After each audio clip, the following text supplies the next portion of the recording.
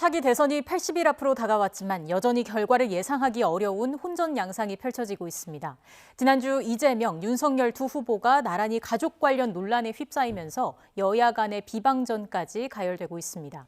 대선 전국에 어떤 변수가 될지 최창렬 용인대 교수, 배종찬 인사이트K 연구소장 두 분과 함께 진단해 보겠습니다. 어서 오십시오. 네, 안녕하십니까? 자, 어제부터 이제 다시 거리두기가 강화가 되면서 대선 후보의 주말 일정에도 변화가 생겼습니다. 일단 민주당 이재명 후보는 메타버스 일정을 당분간 중단하기로 했고요. 윤석열 후보도 좀 인파가 몰리는 일정은 최대한 자제한다는 입장인데 이게 좀 대선 전국에는 어느 정도 영향을 미치겠습니까? 지금 오늘 오미크론 이제 확산이 점점 이제 강화되는 상황이니까 네. 후보들도 좀 자제를 해야 되겠죠. 그리고 주말에는 너무 인파가 모이고 이렇게 되니까 특히 메타버스 이재명 후보 예. 매일 타는 버스라는 매주 타는 버스, 예. 얘기잖아요. 근데 그것도 이제 그리고 지금 이제 윤석열 후보도 그렇고 이재명 후보도 그렇고 이따 뭐 말씀들을 나누겠습니다만 이 지금 가족 관련 의혹들 이게 뭐 사과들은 했지만 이게 사실 사과한다고 끝나는 문제가 아니잖아요. 그런 상황 속에서 자꾸 다니면서 그런 얘기하는 게 보는 사람에 따라 다르겠습니다만. 예. 보기 오히려 불편할 수 있어요. 그래서 좀 이럴 때는 주말에는 이런 사과가 하고 또 여러 의혹이 제기될 땐 조금 후보들도 좀 이렇게 자제하는 듯한 모습도 좀 필요하다고 봅니다. 코로나와 별개로. 예. 아마 그런 것들도 같이 고려된 것이 아닌가라는 생각이 들기도 합니다. 조금은 쉬어가는 시간이 필요한 그런 상황이고요. 여야 후보가 지금 뭐 박빙 대결을 펼치고 있는데 코로나 사태와 대책도 좀 큰 영향을 미치겠죠. 그렇죠. 이 코로나가 이제 방역이 다시 강화되기 때문에 이럴 때는 대면 접촉이 힘들거든요. 이럴 때 후보들이 시도해 볼 수 있는 것은 역시 SNS 공간입니다. 얼마만큼이나 특히 MZ세대가 이번 선거에 중요하기 때문에 SNS 공간을 얼마나 잘 활용을 하느냐. 예. 유튜브도 그렇고 또 가상 공간. 뭐 이재명 후보가 메타버스 이야기하는데 그 가상 공간, 그 메타버스 말고 실제로 가상 공간 속에서 유권자들과 소통하는 것. 특히 중요한 것은 메시지겠죠. 네. 얼마만큼이나 손에 잡히는 공약을 고민을 하고 내놓을 때, 뭐 직접 대면해서 지역을 찾아갈 수는 없지만 유권자들이 볼 때는 이거 솔깃한데 크고 지나친 공약보다는 네. 오히려 손에 잡히는 공약이기 때문에 더 와닿는다라는 평가를 할 수 있기 때문에 얼마만큼이나 이번 대선도 직접 접촉하지 못할 경우에 SNS를 잘 활용할 수 있느냐 중요하겠죠. 이 시기를 어떻게 활용하는지가 중요해 보이고요. 앞서 말씀드린 것처럼 지난 한 주 동안 양강 후보 모두 가족 리스크로 국민 앞에 사과를 이어갔습니다. 그 모습 직접 보시고 이야기 이어가겠습니다. 부모 입장에서 참으로 죄송하다는 말씀을 드립니다. 뭐 저도 확인을 해봤는데 그 성매매 사실은 없었다고 합니다. 뭐 저도 알 수 없는 일이긴 한데 본인이 맹세코 아니라고 하니 뭐 부모된 입장에서는 뭐 믿을 수밖에 없는 상황입니다. 과거 제가 가졌던 일관된 그 원칙과 잣대, 그건 저와 제 가족, 제 주변에 대해서도 똑같이 적용이 되어야 합니다. 아내와 관련된 국민의 비판을 겸허히 달게 받겠습니다. 그리고 더 낮은 자세로 국민께 다가가겠습니다. 죄송합니다. 네, 앞서 최 교수님께서 사과하는 모습 관련해서 잠깐 언급을 해주셨는데 이번 대선을 두고 뭐 사과 대선이라는 말까지 나왔습니다. 어떻게 보세요? 정확하진 않은데 지금 이재명 후보의 경우에 3달간 8번 정도 사과를 했다고 그럽니다. 제가 다 세보진 않았는데 예. 그리고 윤석열 후보도 한 5번 정도 했다고 하니까 지금 말씀처럼 가히 사과 대선이다. 물론 이제 과거에도 그렇고 보통 때 정치에도 사과를 많이 해요. 네. 잘못된 게 있으면 이제 국민들께 진정성 있게 사과함으로써 이제 그 위기를 넘기기도 하고 예. 그런 거긴 한데 이 사과라는 게 너무 많으니까 너무 잦으니까 말이죠. 저 사과가 과연 진정성이 있는 것인가 이런 의구심을 품게 되는 게 사실이에요. 후보들의 속마음을 우리가 알 수는 없습니다만 이 가족 리스크라는 게 지금 뭐 여러 가지 나온 게 있잖아요. 지금 본인 리스크들도 있어요. 사실은 이분들이 지금 뭐 가족들 리스크 때문에 상당히 곤욕을 치르고 있는데 두 후보가 다 본인들의 사법 리스크는 지금 거의 덮여지고 있는 상태잖아요. 네. 대장동 의혹도 그렇고 고발사주 의혹도 그렇고 뭐 특검을 한다고 합니다만 지금 양당 다 특검을 별로 할 생각은 없어 보이고 어차피 만약 한다 하더라도 대선 전까지 결론이 날 수 없는 것이고 지금 물리적으로 할 수는 있겠죠. 하더라도 유권자들은 이제 그 결과를 정확히 알고 투표장에 갈 수가 없는 상황. 그러니까 이렇게 되다 보니까 후보들 본인들의 사법 리스크도 있고 후보들 본인뿐만이 아니라 이제는 그 가족, 부인과 아들, 이재명 후보의 아들 그리고 그 윤석열 후보의 부인, 물론 이제 그 가족 리스크가 다 성격은 다르다 하더라도 우리 국민들이 보기에는 과연 역대 선거에 이런 선거가 있었는가 이런 얘기를 자꾸만 하게 돼요. 솔직히 말씀드려서 벌써 뭐 역대급 비호감 선거다라는 네. 얘기는 뭐 이미 많이 보도되고 있는 예. 것이고 어느 진영을 떠나서 말이죠. 그런데다 최근에 이런 사과가 너무 많고 또 직접 이제 후보들 본인 플러스 본인 뿐만 아니라 이제 가족 얘기가 나오니까 이런 대선 과연 유권자들이 어떻게 생각할까라는 생각을 안 할 수가 없어요. 네. 그러다 보니까 이제 또 이 대선이 이런 것들이 결국은 그래도 승패는 가려야 되는 것이니까 어느 후보에게 유리할까를 따질 수밖에 없는 노릇이긴 해요. 그래서 결국은 사과 전국이긴 한데 이번 주 이제 내일부터 또 새 주가 시작될 텐데 네. 내일 또 어떠한 의혹이 나올지 알 수가 없는 정도예요. 우리 유권자들은 또 무슨 의혹이 나올까? 그런 조바심 같은 거. 이거 뭐 유권자들뿐만 아니라 그 양대 진영 선대위 관계자들도 마찬가지일 것 같긴 해요. 참 딱한 선거가 됐다. 그런 말씀을 제가 총론적으로 드립니다. 국민이 느끼는 그 피로감이 좀 누적이 되고 있다는 건데 양 캠프에서는 이 가족 리스크가 과연 지지율에 어느 정도 변수가 될지에도 촉각을 곤두세우고 있는 상황입니다. 저희가 준비한 그래픽이 있는데 전체적인 대선 후보 지지도 추이를 보면서 좀 얘기를 나눠보겠습니다. 함께 보시죠. 자, 지금 보시면 이 후보는 상승세를 보이고 있고요. 윤 후보 같은 경우에는 지지율이 조금씩 빠지고 있는 그 그래픽 모습을 볼 수가 있습니다. 이 부분은 어떻게 좀 분석을 하고 계신가요? 사람, 배우자, 또 가족 이슈가 결정적이라고 봐야 되겠죠. 그만큼 한 달여 전 추세를 보면은 11%포인트로 윤석열 후보가 앞서고 있었거든요. 네. 그것은 이 정권 교체 여론에 올라탄 윤석열 후보의 어부바 지지율이죠. 그리고 김종인, 이준석 두 인물과의 갈등도 이제 봉합되면서 지지율이 이제는 상승 반등 모멘텀을 가질 것이라고 예상을 했는데 예. 또 다른 인물의 이 의혹이 불거진 것이거든요. 그것은 윤석열 후보와 가장 가까운 인물인 바로 김건희 씨입니다. 그렇기 때문에 윤석열 후보의 지지율이 오히려 반등하기는커녕 오히려 주춤 하락하는 그런 추세로 나타나고 있는 것이거든요. 반면에 이재명 후보도 아들 불법 도박 의혹도 영향을 미칠 것이지만 아직까지는 지지율 추세에 반영이 안 된 것이고 네. 그렇다면 뭐 아들 의혹도 의혹이 아들 혐의죠. 인정을 했기 때문에 이것도 물론 영향을 미치겠지만 더 중요한 것은 꾸준하게 제기돼 왔던 것이 윤석열 후보의 배우자 김건희 씨 의혹이거든요. 이게 지금 윤석열 후보의 지지율이 반등하지 못하고 주춤하거나 하락하게 된 가장 큰 배경으로 봐야 되겠죠. 그만큼 누가 주목을 하고 있느냐. 예. 이번 대선은 이 프레임 전쟁이기 때문에 국민의힘 지지층은 요지부동이에요. 또 더불어민주당 지지층은 요지부동인데 이런 가족 특히 배우자 의혹은 여성이 주목합니다. 40대, 50대가 이번 대선에서 중요한데 특히 50대요. 주목을 하고 있습니다. 또 MZ세대도 영향을 받고 중도층도 표심의 변화를 일으키기 때문에 배우자 의혹이 대선의 결정적 변수가 될 수가 있는 것이죠.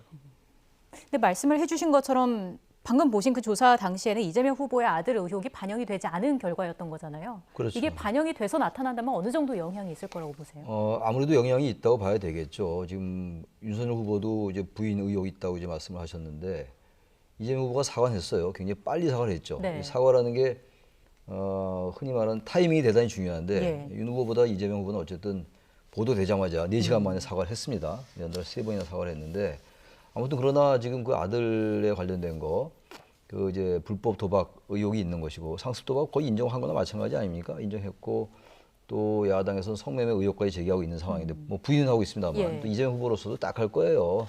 부모 입장에서 얼마나 마음이 안 좋겠어요. 자기 아들 얘기고 아들은 뭐 이제 성매매 하지 않았다고 얘기하니까 믿겠다 이런 말씀을 했는데 아무튼 이러한 부분들이 아무래도 부정적 영향을 미칠 수밖에 없겠죠. 지금 여러 가지 지금 보면 양쪽 후보가 다 이렇게 특별한 공약이나 정책 이런 게 없잖아요. 간판 공약이 없어요. 그리고 이번 대선의 특징 중에 하나가 이런 여러 가지 이제 네거티브가 많은 것도 특징입니다만 선거 전반을 관통하는 그런 특별한 이슈가 별로 없는 거예요. 2012년도 대선 때는 경제민주화 복지가 있었고 박근혜 후보 진영이 내세웠던 것이고 또 이명박 후보 했던 2007년도 17대 대선 때는 대우나라는 게 어떤 있었어요. 그리고 더 거슬러 올라와서 2002년도 노무현 후보 때 예. 16대 대선이죠. 그때는 세종시 수도 이전 그게 있었고 뭔가 있었단 말이에요. 근데 이번 선거는 그리고 지난 이제 19대 대선 때는 적폐청산이 예. 어쨌든 시대 정신이었고 대선 이슈였어요. 좋은 사실은 어쨌든 그런 부분들이 대선 전체를 관통하는 크로스 커팅하는 그런 이슈였는데 이번은 그런 게 없는 거예요. 기본소득이 뭔가 그런 조짐을 보였었는데 기본소득은 사실상 민주당이 철회했고 말이죠. 그러니까 여러 가지 부동산 공약도 나오고 일자리 공약이 나오는데 그게 유권자들 머릿속에 아 이번 선거의 시대 정신이다. 이번 선거에 정말 커다란 이슈다라고 안 느끼는 거예요. 예. 유권자들의 머릿속에는 이 지금 양 후보의 문제, 사법 리스크 문제 그리고 가족들의 리스크 이런 것들. 그러니까 누가 더 나쁜 거냐라고 우리가 흔히 말하는 최악을 피하는 선거가 되고 있다는 건 다 인정하는 거란 말이에요. 그러니까 지금 이 자리도 계속 이 얘기를 하고 있는 거 아닙니까? 그래서 윤 후보도 지금 11월 5일 날 국민의힘 대선 후보 결정된 다음에 컨벤션 효과를 못 누렸어요. 네. 거기에 선대위 구성 둘러싼 갈등도 있었습니다만 그게 좀 완화되고 진정되려고 하니까 또 이제 부인 리스크가 나왔고 이재명 후보도 뭔가 따라붙긴 하는데 그게 시원하게 쫙 올라가지 못하잖아요. 이 박스권에 갇혀 있는 모습들. 공약도 특별한 게 별로 없고 새로운 이제 정책 가지고 정부와 차별화도 하고 문재인 정권과 차별화를 시도하는데 이 부분도 여의치가 않은 거예요 지금. 예. 문재인 대통령의 지지율이 여전히 40% 안팎을 유지하고 있으니까 게다가 이제 아들 이제 이 문제까지 나왔기 때문에 저는 그래서 이번 주 지지율을 봐야 되겠습니다만 여전히 저는 뭐 썩 좋은 영향을 받지 않을 것이다. 부정적 영향을 받을 수밖에 없다고 생각합니다. 네. 이번 대선을 크게 관통하는 이슈가 없다는 건 다시 말해서 그만큼 후보 간의 뭐 네거티브전이나 리스크가 크다는 의미일 것 같은데 대선이 다가올수록 진영이 좀 결집하면서 부동층이 점차 줄어드는 그런 경향이 있는데 이번 대선 같은 경우에는 오히려 좀 늘고 있는 그 갤럽 조사 결과가 눈에 띄었습니다. 이런 흐름은 어떻게 읽어야 할까요? 세 글자죠. 변동성이죠. 방금 전에 이제 최창 교수님 말씀하신 예. 대로 이번 대선이 역대 대선하고 비교할 선거가 없어요. 웬만하면은 2022년 대선은 2002년과 비슷해요. 또는 1997년과 비슷해요. 이렇게 비교를 할 텐데 저도 네. 데이터를 끊임없이 분석을 하고 있는데 비슷한 대선이 없는 이유는 공약도 귀에 안 들어옵니다. 그리고 시대 정신도 귀에 안 들어와요. 그리고 이런 것들이 귀에 안 들어오는 이유는 뭐냐면 숱하게 정책을 냈지만 대선 공약 지켰습니까? 못 지킨 거 뻔히 알고 있죠. 그리고 인재 영입도 대선을 앞두고 표를 얻기 위해서 후다닥 검증도 없이 인재 영입하는 인재 참사가 되잖아요. 예. 숱하게 경험을 한 겁니다. 우리 국민들 유권자 수준이 이제는 대선 후보를 앞서고 있어요. 집단적으로는. 그러다 보니까 이거 뭐 이렇게 공약 내고 인재 영입하고 못마땅스럽고 이제는 평가조차를 할 수 없을 정도의 참 화가 일어나거든요. 예. 그러다 보니까 이번 대선 철저히 이렇게 보시면 돼요. 후보자와 직접적인 관련자인 배우자나 자녀의 신상털기 선거가 됩니다. 철저하게 조금이라도 흠이 조금이라도 없는 후보를 그래도 그나마 대통령으로 당선시켜야 되는 것이 네. 이번 대선의 성격인 것이에요. 그러다 보니까 배우자에도 더 집중할 수밖에 없고 그리고 자녀까지도 파헤칠 수밖에 없는 것이거든요. 그렇다면 여기서 중요한 것은 뭐냐면 의혹이 나오면 규명하면 돼요.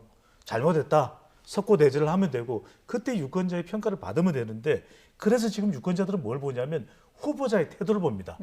의혹이 있는 후보자의 배우자나 가족의 태도를 봐요. 과연 진정성 있게 유권자에게 주권자에게 사과를 하고 반성을 하느냐. 그게 없다면 누가 요동을 치느냐. 예. MZ세대 여성 중도층은 요동칩니다. 이거 우리 지지할 수 없겠는데 그래서 부동층이 더 늘어나는 거예요. 왜?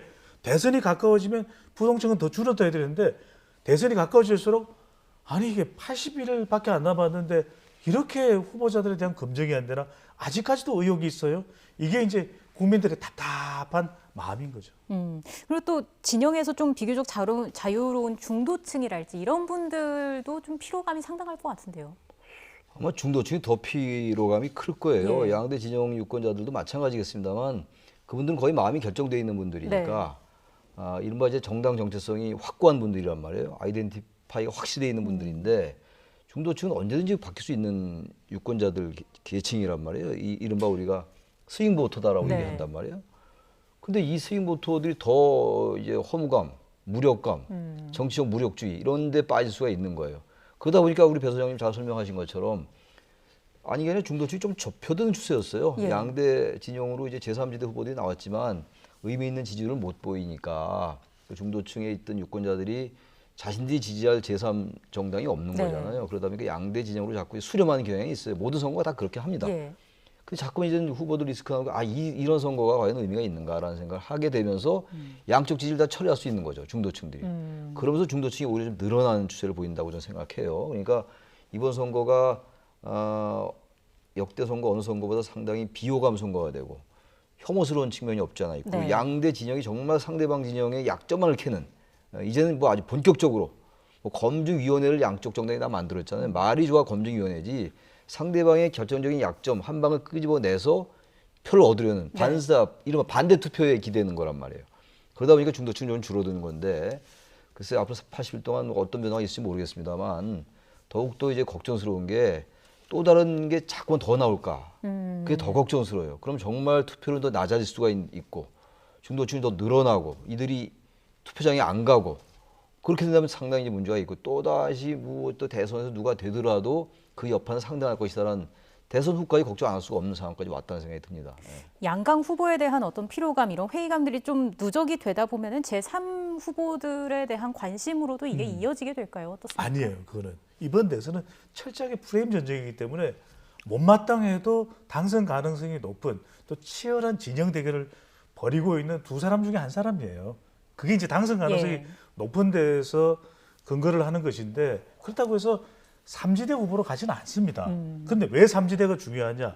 이렇게 치열하게 공방을 벌이는데도 불구하고 MZ세대나 여성 중도층의 변동성이 커지거든요. 네. 그러면 이재명 후보는 심상정 후보가 완주하게 될 경우에 조금이라도 심상정 후보를 지지하는 진보층을 조금이라도 더 끌고 와야 돼요. 그리고 윤석열 후보는 정권 교체 여론에만 제대로 올라탔다면 지지율 격차를 내면서 이기는 선거를 해 나갈 텐데 그렇지 못한 상황이거든요. 그렇다면 또 이제 급해질 수밖에 없는 것이 중도나 중도 보수를 견인하고 있는 안철수 후보 지지층을 안철수 후보도 완주 가능성이 높아졌습니다. 네. 그러면 끌고 올 수밖에 없다. 그러니까 제3지대에 있는 후보가 당선 가능성이 높지 않더라도 그들 지지층을 이재명 후보와 안철수 후보는 어떻게든 가져와야 되는 거죠. 그래야 치열한 접전 5% 내의 승부 속에서 조금이라도 더 당선 가능성을 높일 수 있다. 그래서 2심 전심이 아니라 2심 윤안이 되는 거죠. 알겠습니다. 이번 대선 치열한 대결 구도로 진행이 되고 있다라는 말씀을 해주셨고요. 어제 부동산 공시가격 관련 제도를 전면 재검토하겠다 이렇게 이재명 후보가 입장을 밝혔습니다.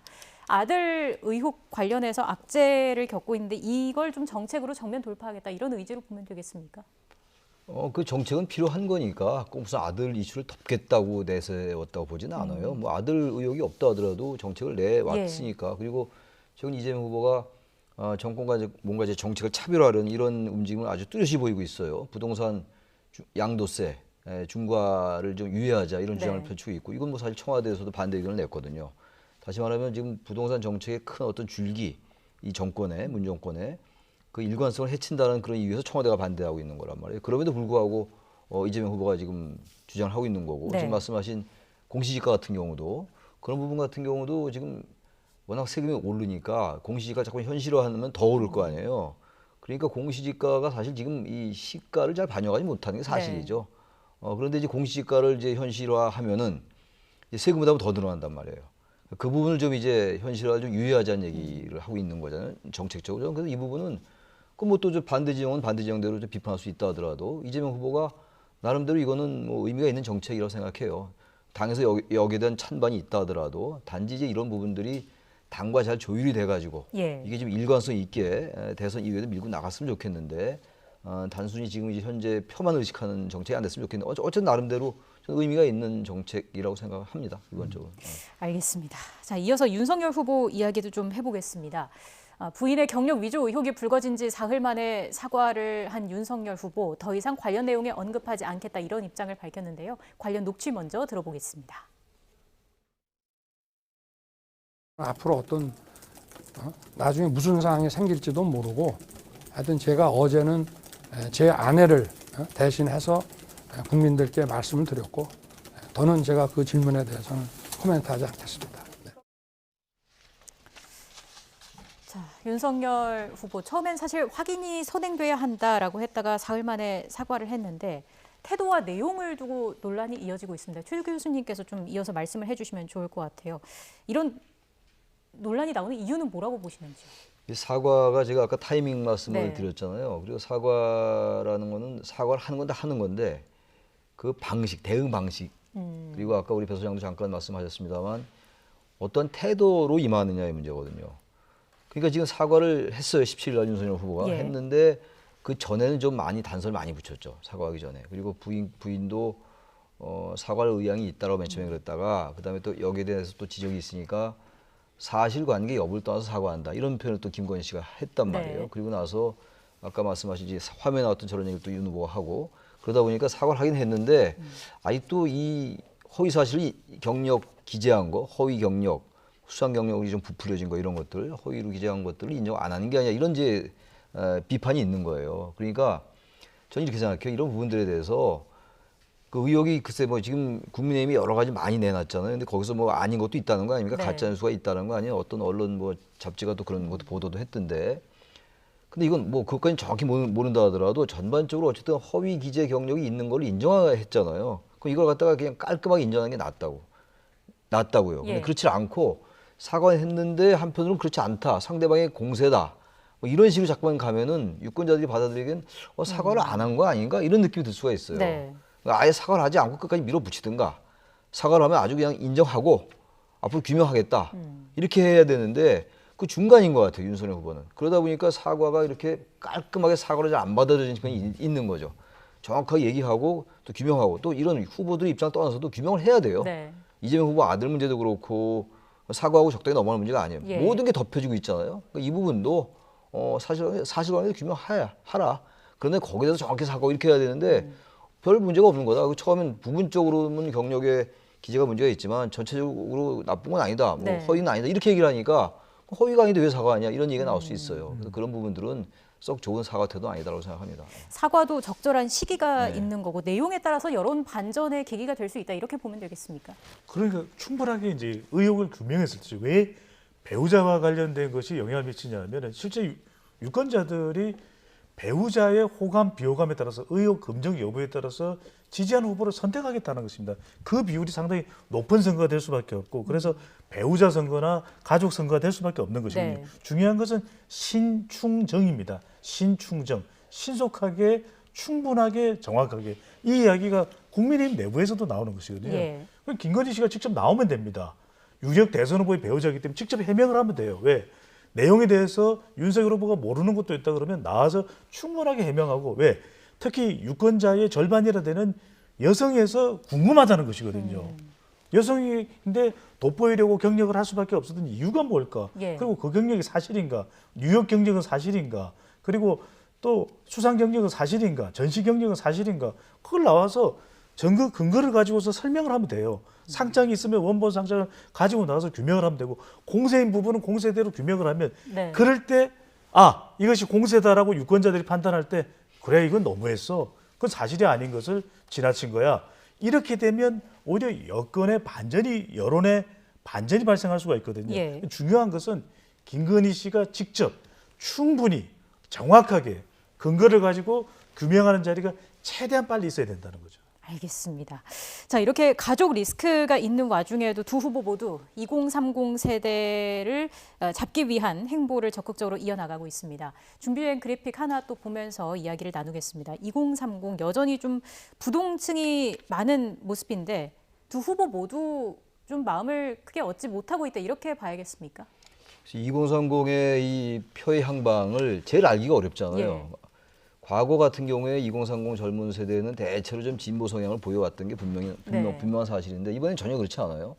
보수 진보를 가리지 않고 어떤 후보가 자신들의 여러 가지 앞으로 미래 세대에 도움이 될까라는 실용주의적 관점에서 접근하는 게 뚜렷해요. 네. 아까 이 MZ 세대 얘기하시고 저기 중도층 여성 이렇게 얘기하는데 이런 세대들이 가장 지금 이 표심이 이 왔다 갔다 하는 예. 층들이고 그래서 지금 양쪽 후보 진영이 젊은 세대에게 상당한 공을 들이는데 이제 젊은 세대에게 드리는 공도 너무 지나치게 젊은 세대만을 의식하는 것처럼 보이면 안 될 것 같아요. 네. 최근에 그래서 윤석열 후보가 갔을 때 그랬나요? 그 젊은 세대들이 막 쓴소리 막 쏟아냈던 기억이 나는데 그러니까 이 유권자들의 생각이지만 후보들이 이 젊은 세대들이 어떠한 걸 원하는 걸 정확히 파악해야 돼요. 예. 그냥 너무 젊은 세대들의 아주 표피적인 거 그런 것 쪽에만 접근하면 오히려 저는 표가 안 될 것 같아요. 이 젊은 세대들은 미래에 자기가 얼마나 부담을 갖는가라는 생각도 많이 하더라고요. 하고 후보들이 지금 우리들 표를 얻으려 저렇게 자꾸만 우리에게 다가오는구나 하는 거 다 알아요. 네. 있는 그대로 접근하되 그리고 전체적인 한국 사회의 여러 가지 불평등 완화라든지 양극화 해소라든지 이런 것들과 같이 연관시켜서 청년 세대의 일자리나 이런 걸 봐야 되는데 이건 전부 완전히 우리 한국 사회에 떨어져서 있는 것처럼 하는 거 그거는 오히려 표에도 크게 도움이 되지 않을 거라는 생각을 합니다. 알겠습니다. 남은 80일간의 어느 후보가 어떤 전략으로 민심을 사로잡게 될지 계속 좀 지켜봐야 할 것 같습니다. 지금까지 최청열 용인대 교수, 배종찬 인사이트K 연구소장 두 분과 함께 이야기 나눴습니다. 오늘 말씀 고맙습니다. 감사합니다. 감사합니다.